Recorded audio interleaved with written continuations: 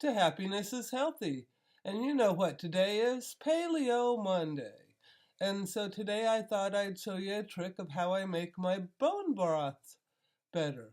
So when I cook like chicken wings or whatever I'm cooking, I always just get some hot water and I pour it on. This is a dirty pan, see? From cooking the chicken on it. Have all that gunk. Can you see the gunk here? The stuck on leftover from the chicken. And then you have the grease and the stuff in here. Why isn't that? Can't even see anything. There you go.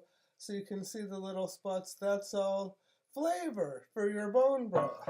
And there's fat in there. So in order to get all those nutrients and flavors, we're going to pour some hot water on here. And it gets it all softened up as we pour the water. And it makes the pan way easier to clean too. You get the nutrients. And then what I do is I save the water that is in the bottom of this pan that has the fat and has all the pan scrapings. And then you save it. Oh, that smells good. And when you go to wash the dishes, you don't have to just wash all that stuff away. You just scrape it off like this. And with the hot water, it comes off quite quickly. The stuff on the bottom of the pan. How can I do it so I can see it better? And you just, by rubbing it, you cause that stuff to come off, and then that's really good flavor for your soup broth and really good nutrients. There's vitamins and collagen and all kinds of good stuff in there. So once you scrape it all off, I just put it in a jar with the leftover bones from that meal, yeah.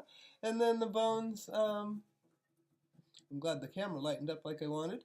And then the bones and this broth, you put them in a pan and you cook them for like 12 hours, and that's how you make nutritious bone broth for your collagen. And so you just scrape it, and then after I've scraped them all good one time, and then when you wash the pan, it's simple, easy, because you already got all the hard stuff scraped off. I get more boiling water and just rinse it again. And each time it gets cleaner and cleaner because you're pouring the boiling water. So boily, steamy water is really a good thing to loosen all the gunk on the pan. And then you just scrub it off again. And pretty soon you have a clean pan. And then you have all the nutrients. And I'll be right back in a few minutes and show you what we get, all the water and stuff and all the nutrients, so that we freeze. All right, I'll see you in a few minutes. So now we've scraped that all clean after a few minutes of rubbing, and there's just a little bit of watery stuff left on there, so I just kind of scrape it off. The more we get in there, the more flavor we get. Then we put that for the dirty dishes. And then we have this soupy, can I show you without spilling it? Let's see. Oh, I remember what I did. I turned this down a little bit. Yeah, so you see there, you can see the water, and it gets all the stuff now loose from the pan bottom. And like I say, then when you go to clean the pan, in just a few minutes, when you get all the goodies from it, and there's the fat from the chicken wings we cooked in here, and a lot of the collagen drips off, right? That's what all that stuff is, burnt at the bottom. It's part of the chicken flavor, so you can, yeah, make your soup taste better by doing this. So anyways, in a few minutes when I finish getting that off of there, just to spill in, I will be showing you what it looks like once it's in a jar and ready for freezing. Alrighty, see you in a minute. And then I take the pan and I pour the water into the here, first to save for my soup broth for later. Then you don't need all those flavorings from a jar or whatever, right? You don't need that beef bouillon, because how do you think they get the flavor? This is what they do. So to make beef bouillon, is they cook bones and then they save all the stuff and then they powder it down and sell it to you.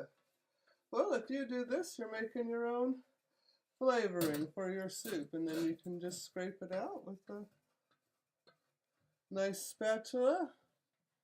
My mom taught me about how to use a spatula so I could get all the goodness. It's a little greasy because it dropped in there. You can see my fancy, I'm still in my sweats. It's a kind of a snowy day, so I only got the top half of me dressed.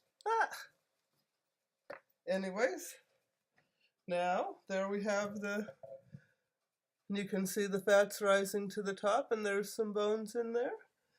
And then we put it in the freezer so that we can make soup broth out of it. Yeah, so that's a paleo tip of how to make your soup taste better, and you can see it's even kind of steamy still. So I hope you have a great day. Paleo eating all the way. Love you. Bye.